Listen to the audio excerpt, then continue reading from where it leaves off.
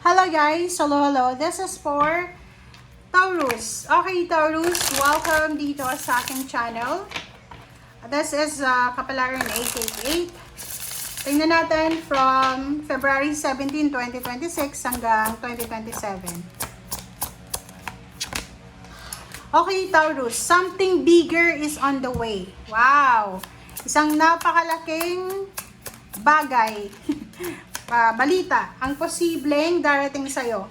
Trust your intuition. Magtiwala ka daw sa iyong intuition and stop comparing. Tigilan mo na yung pagko-compare ng mga nangyayari sa buhay mo, laban sa ibang tao, or yung past mo, or yung present situation mo. Okay. Okay, isang malaking pagbabago ang paparating sa'yo, Taurus. Allow your vision to expand. Okay? Nasaan ka man sa ngayon? Okay? Nasaan ka man ngayon, Taurus? Hayaan mo na mag-expand ka pa. Huwag kang papayag na mag-stay ka dyan sa kung nasaan ka man.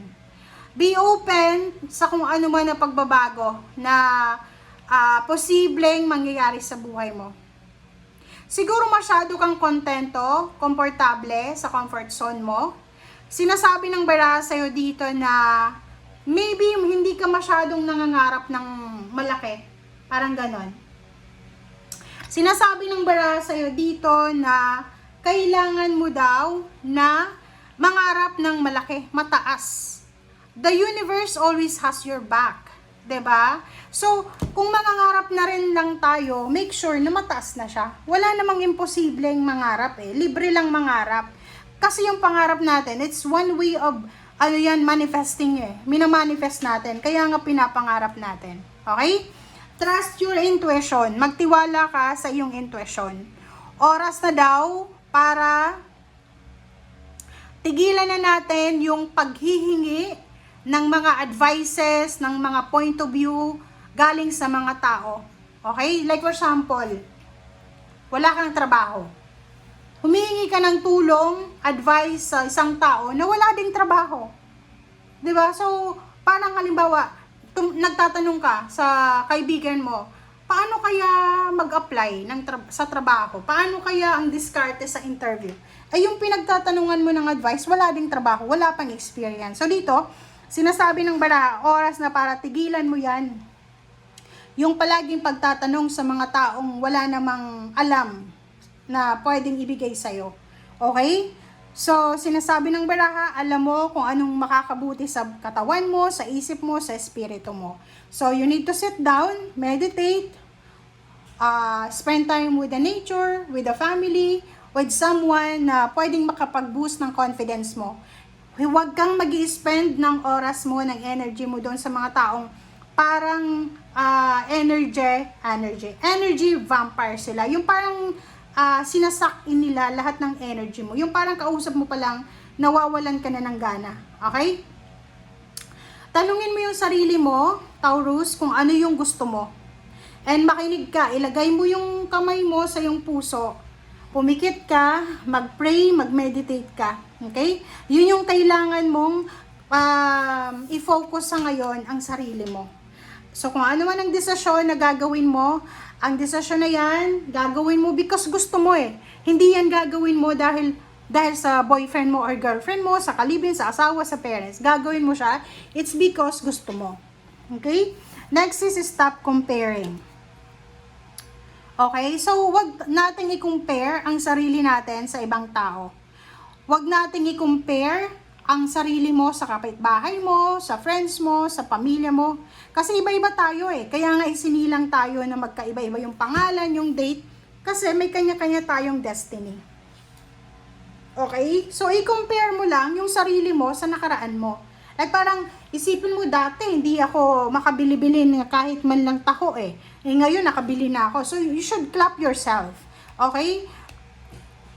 Kailangan mong kailangan mong maging positibo. Okay? So, yun. Let's check.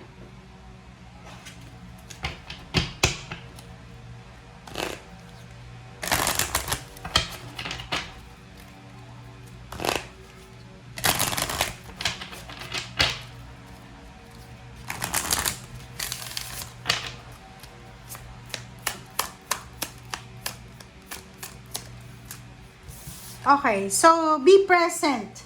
Yun yung last message sa'yo dito. Be present, Taurus.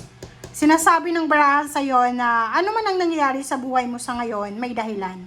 So, wag tayong masyadong nakafocus sa past natin, sa future, or sa kung ano pa man. Okay? Huwag kang matakot sa darating. Huwag ka ding masyadong magpanik sa nangyari na. Nangyari na yan, tapusin mo na yan, just let go. Okay. Oh. And at the same time, sinasabi ng bara sa'yo, iwasan natin sa taong ito yung mabilis na action. Maging attentive ka, maging, kumbaga, present ka, be present, kumbaga, focus tayo sa kasalukuyan, pero iwasan din natin yung mabilis na gumawa ng action. Kailangan dahan-dahan lang tayo. Okay?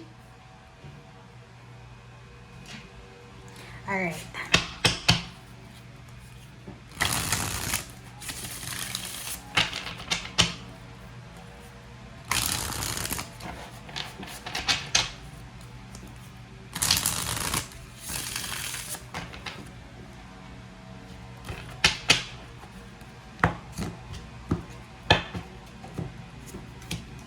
Okay, Three of Cups.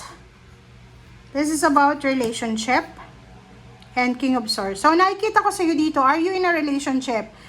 Para to sa single, may boyfriend, girlfriend, may kalibin partner, yung hindi pa committed yung relationship.